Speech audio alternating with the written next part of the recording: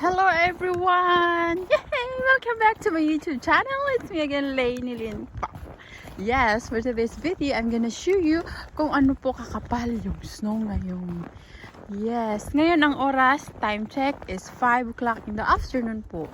Yay! I'm on the way go back home. Galing po sa trabaho. Yes guys, ganito grabe. Dito po ako sa Jewish community guys. And ito po yung lugar nila. Ito mga bata. Yes. Oh, such a beautiful view guys. Hindi siya masyadong malamig ngayon. Tama lang yung panahon. Galing po ako sa grocery nila. After ng work, pumunta po ako sa grocery to buy some vegetables for myself. Yes! Wow, super ganda guys. Dito po to sa pinagtatrabahuan ko sa likod niya. Yan, guys, ang ganda. Yan, ang ganda ng lugar. Oh my God. So amazing. Wow. Oh, can't wait to see you here. Here's this corner. Halika na dito. Oh my God. Ang ganda, ganda. Thank you so much, Lord, for this beautiful creation. Yay! Ang ganda talaga, promise. Nakaka-amaze. Yes. Guys, 2 days siyang nag-snowing. This is the result after 2 days po. Ito po yung nangyari pagkatapos ng 2 araw na mag-ulan ng snow. Look at that, guys. Tingnan nyo yung bahay. Yung mga nila. Yes, guys. Wow. Ang ganda-ganda. Ang ganda-ganda. Yes. Yes guys, ang ganda talaga dito, promise. Nakakamangha. Ayan guys, oh. Yung snow, nakapatong sa ano.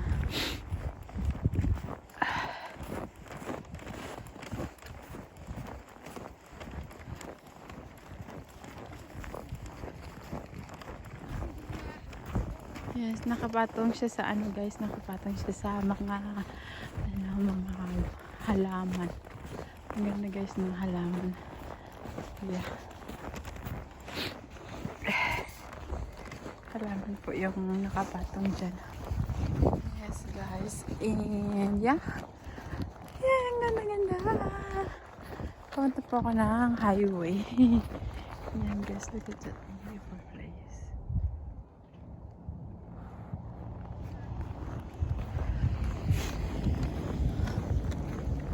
Yes.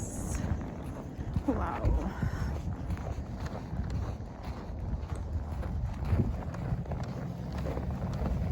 We're not driving for today, we're walking. Sometimes driving and sometimes walking. Walking. Yes guys, look at that. Tingnan nyo guys. Wow, very nice. Kita nyo yun guys, bulldozer yung snow. Wow. Gaano kakapal. Oh my God, kakadaan kaya ako dito. Oh. Yes. Yes, this is it guys.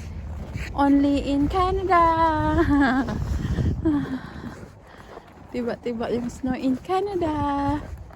Yes. Nakaka-excite ba? Nakaka-excite ba? Opo, nakaka-excite pumunta dito. Promise. Kaya sa mga gusto mag-apply dyan, halina kayo dito and please keep watching my videos guys because I upload some videos po na magbibigay sa inyo ng mga idea at kung paano po kayo mag-apply sa Canada. Opo guys. Gusto ko lang makapashare sa inyo kung ano po yung mga naging experience ko at mga proseso po ng papel ko bago ako nakarating dito sa Canada.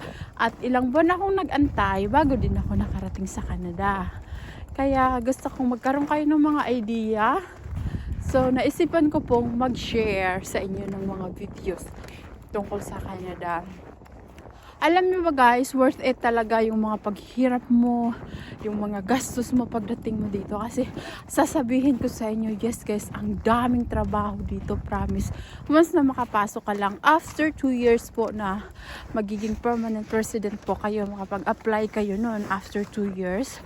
Wow guys, sasabihin ko sa inyo, hindi kayo magsisisi sa ginawa yung desisyon na yan. Yes, guys. And yeah, keep on watching my videos and share. For those who like and subscribe my videos, maraming salamat po sa inyo. May the God bless us everyone. Sa araw-araw po na pamumuhay natin. Lagi po tayong mag-iingat. Yes, ayan. Nasa highway na po ako. Tingnan nyo guys. Oh, ang ganda ng kahoy. Ang ganda. Fine trees po yan. Nakikita nyo? Fine trees po yan guys. Ayan. Tulo man sipon. Yes guys. Dito na po. Pauwi na po ako. Ayan guys. Look at that. Fine trees yan guys. How beautiful is the trees. Yes guys, how beautiful. Yes, ang ganda ano. Yay. Yes guys, please keep on watching my videos para po updated kayo sa lahat ng mga process po, papunta dito, anong gagawin at saan po pupunta. I will upload also some videos na yung sa Pilipinas po, yung gustong mag-apply dito. Mayroon po tayo mga legit na agencies sa Pilipinas. Abangan nyo po yung upload ko na yun guys. Yes. And look at that. Wow. Tingnan nyo guys. Ganda-ganda no. Ayan, mega love shoutout dyan sa family ko sa Pilipinas. Can't wait to see you soon. Soon ba? Soon ba talaga? Yes. And Miss D. In Miss D's place also, ang ano talaga doon. Sa lugar ni Miss D naman, makapal din yung snow doon. Doon ako unang naka-experience ng snow sa Calgary nung nagbakasyon po ako. Please keep watching my video guys until the end. Ganun, until the end talaga. Yes! Tingnan nyo guys. Tingnan nyo yung snow. Binuldozer po. Yan. Ganda talaga guys. Promise.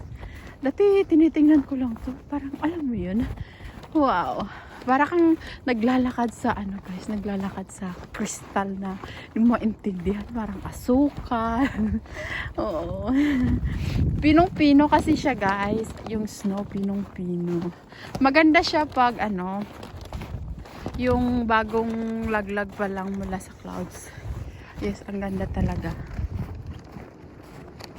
At ito lang guys, sinisipon na po ako.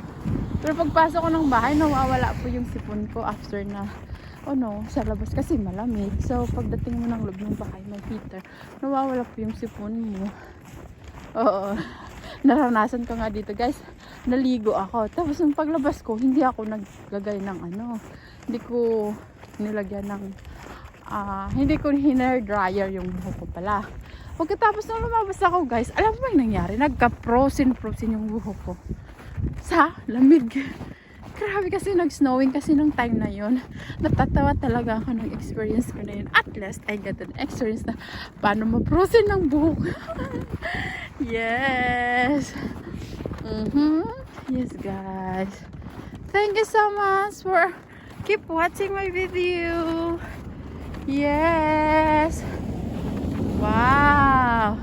Ang ganda ng daan kasi kaka-bulldozer lang po eh.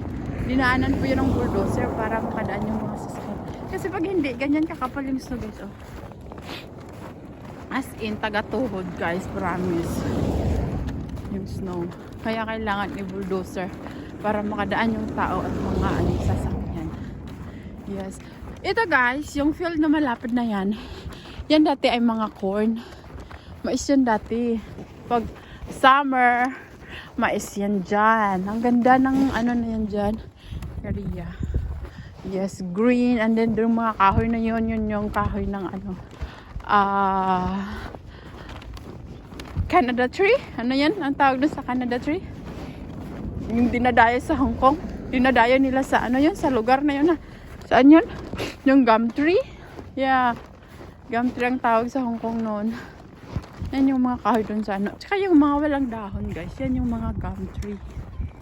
Yeah. Maple tree pala. Yeah. Maple tree or gum tree po. Yes! Hello, hello everyone! Thanks for watching! Yes, ang ganda gumawa ng snowman.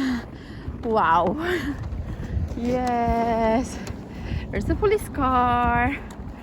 Yes! Thank you so much everyone! Thanks for watching! Bye! Please don't forget to share and like my video para makita po kayo ng mga tourist spot din sa Canada!